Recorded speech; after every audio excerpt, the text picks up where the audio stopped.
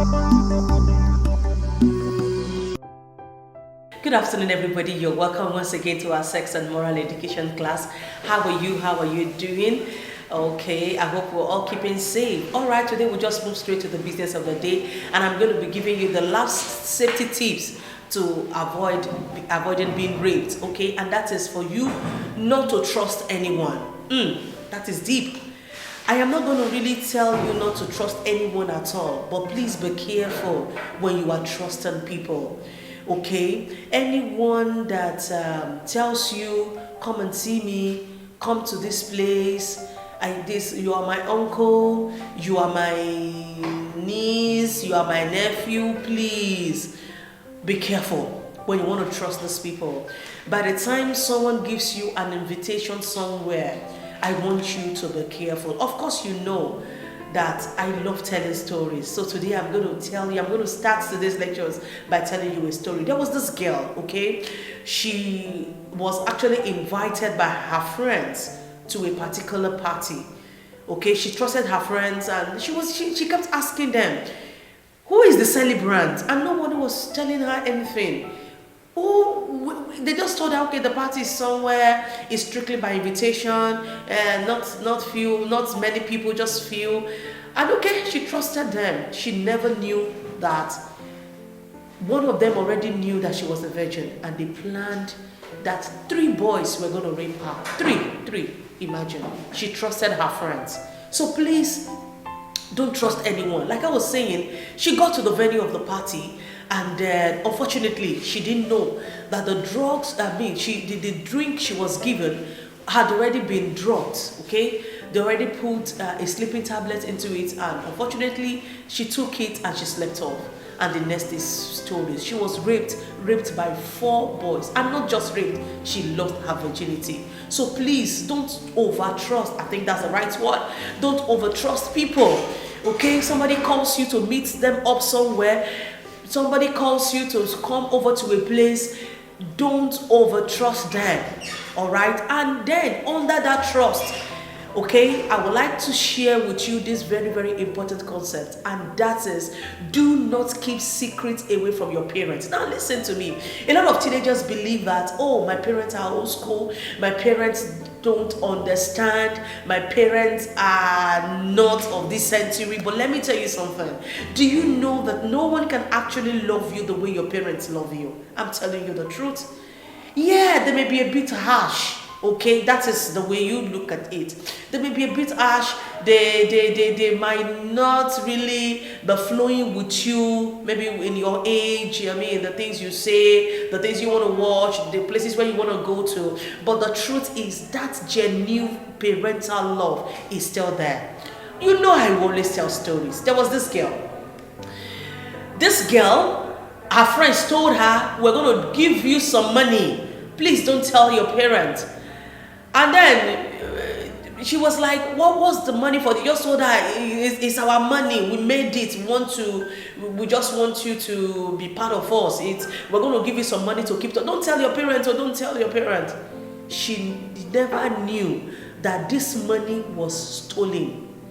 She did not know that this money was stolen. Then she was given the money, and then she brought it home. She put it in her school bag. They put it inside a black, polythene bag, and she put it inside her school bag, brought the money home, and then they told her that, keep the money for us, don't tell your parents, by next week we were going to get the money back. Now, she did not know that that money was actually stolen that very day in the school. That money was stolen in the school that very day. So they gave her the money, and you know what? She took the money home. By the time she took the money home, she did not tell her parents. And then she kept the money there. By the time she kept the money in her bag, she got home, brought the money out, put the money in the wardrobe, and she felt, okay, it's going to be safe there. By next week, they are going to ask me for it and I will return their money. She didn't tell her parents. She just kept it up. Unfortunately, by the time they got to school the next day, there was this rumor, hey, there's this money, who took it, 450,000, belonging to so. They wanted to use it for a particular registration. It's inside a black polythene bag. She didn't relate because she didn't believe, she didn't even know the amount of money. Her friends just told her, keep, okay, just keep it, don't tell your parents, and we're going to collect it from you next week. And that was how she took the money home. And everybody was saying, who took the money? We're going to find out that, the principal came out, and everybody was saying, no, that we can't, just yesterday, this money was there. How can we be looking for this money? That was how they started searching and searching and searching. Fortunately, somebody said, I saw these, he mentioned 3 guys. He said he saw them going into a particular office at the boss's, close to the boss's safe room. And by the time those guys were apprehended, to cut the long story short, eventually they confessed that they were the one that took the money. And by the time they took the money, they called this lady. 3 guys stole the money, and they decided to give it to a lady. They felt, oh, nobody was going to suspect her, okay? And they warned her not to tell her parents. Imagine. So by the time the principal sent for her, she was not even expecting. She thought maybe they wanted to tell her something, only for her to be told that she's part of the culprit. And then she was surprised. I've not finished my story. By the time she came and they told her that, oh, you are part of those people that stole the money, she was saying, no, I didn't steal any money. They said, no. What about the money that these guys gave you? She said, okay, yeah, the money is at home. They just gave me the money to keep. You know what? Unfortunately, she got home. She couldn't find the money anymore. Somebody else has taken the money. That was how she got her parents into trouble. Till today, they didn't know who came into their house. They didn't know who took the money. She did not know, but she was very sure that she kept the money in her wardrobe.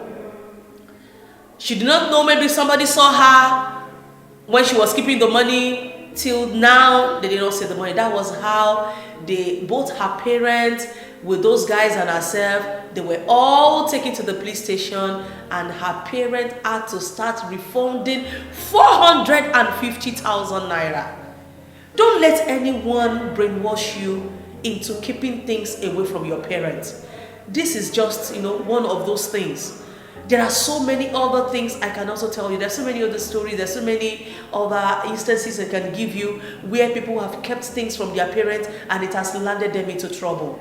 So please, as a teenager, as a youth listening to me, I will encourage you to make sure that you are close and you open up to your parents, okay? Tell your parents things. They may shout, the way mothers, especially mothers, they may shout, but let me tell you the truth. It is better, okay, that they shout than for you to get yourself into trouble. They will shout and then they will correct you.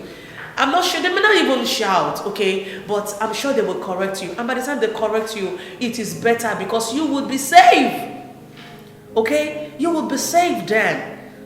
So please, put that at the back of your mind. And as I round up this video today, I want to encourage all of those people that are preparing for the special exams. This is a special period.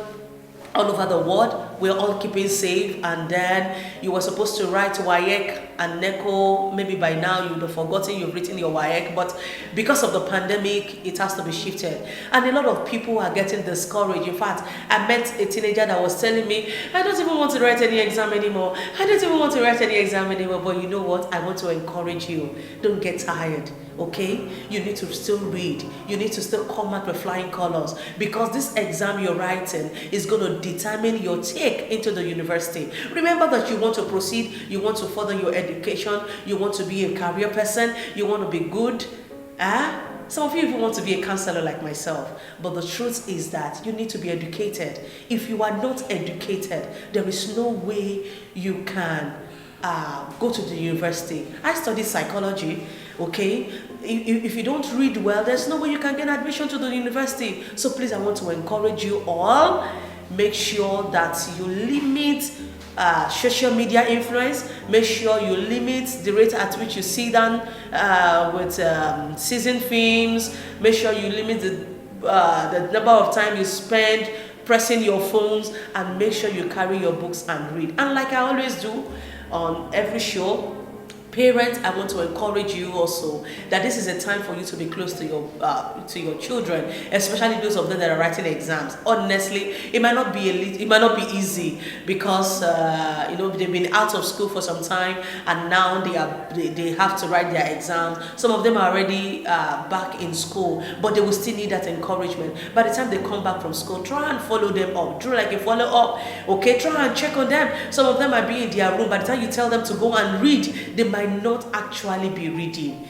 They might be distracted. So please, parents, I would like you to be close to those children and do a follow-up on them. Thank you very much. Till next time I come your way, always remember to subscribe to my YouTube channel, Goldadeoye Counselling, and then always remember to keep safe. Thank you very much. God bless you. I still remain Goldadeoye.